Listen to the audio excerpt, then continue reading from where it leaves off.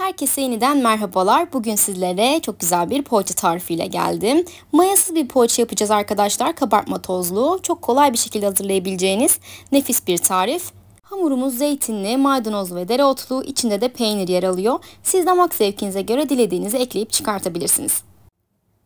Hep beraber yapımına başlayalım. İlk olarak kabımın içerisine eritmiş olduğum 125 gram tereyağını ilave ediyorum. Tereyağını sıcak kullanmayın. Biraz ılınmasını bekleyin. Yoğurdu da ekliyorum. Kullanmış olduğum tüm malzemelerin gramajları ve bardak ölçüleri her zaman olduğu gibi açıklamalar kısmında yer alıyor. Oradan bakabilirsiniz. Biraz da sıvı yağım var. Onu da ilave ediyorum. 2 adet yumurta kullanacağız ama birinin sarısını ayırdım. Onu üzerine süreceğiz. Yani 2 tane yumurta beyazı, bir tane de yumurta sarısını harcımın içerisine ilave edip bir tahta kaşık yardımıyla şöyle kabaca karıştırıyorum. Daha sonra unumuzu ilave edeceğiz.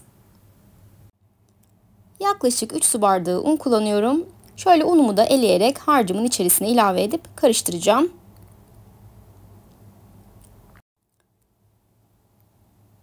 Tuzumu ve kabartma tozumu ilave ettikten sonra tekrar karıştıracağım. Unu kontrollü bir şekilde ilave edin. Herkesin kullandığı unun markası aynı değil.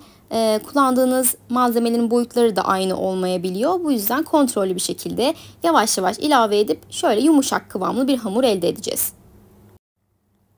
Hamurumuzun kıvamı bu şekilde, gördüğünüz gibi oldukça yumuşak bir hamur.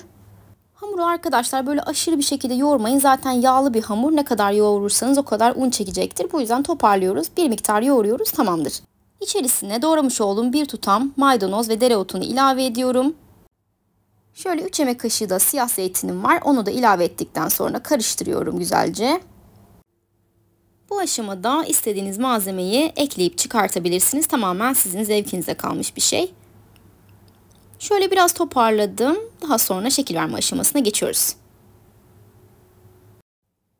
Hamurumdan yaklaşık 40 gramlık parçalar koparttım. Avucumun içerisinde biraz açıyorum. Kenarda hazırlamış olduğum peynirim var. Onu içerisine koyup güzelce kapatıyorum. Peynir olarak da beyaz peynir ve lor peynirini karıştırarak kullandım. Yaklaşık 200 gramlık bir peynir bu ölçüler için yeterli gelecektir. Hamurumun alt tarafını şöyle güzelce kapatıyorum açılmaması için. Biraz bastırıyorum. Kenarlarını düzeltip şöyle üzerine de hafifçe bastırdıktan sonra tepsime alıyorum.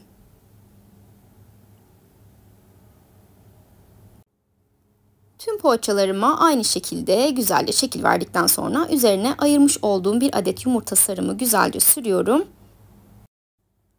Üzerine biraz çörek otu serptikten sonra 200 derecede ısıtılmış fırınımda yaklaşık 20 dakika boyunca pişireceğim. Fırından fırına fark eder.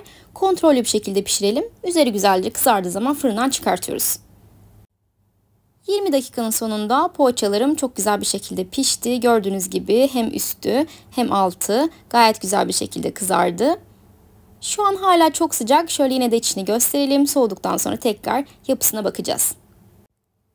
Evet arkadaşlar, poğaçalarımız artık servis için hazır. Deneyecekleri şimdiden afiyet olsun diyorum. Umarım videomu beğenmişsinizdir. Deneyenler aşağıya yorumlarını bırakırsa çok mutlu olurum.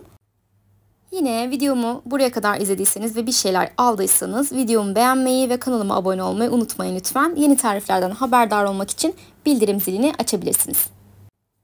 Farklı tariflerde görüşmek üzere. Şimdilik hoşça kalın.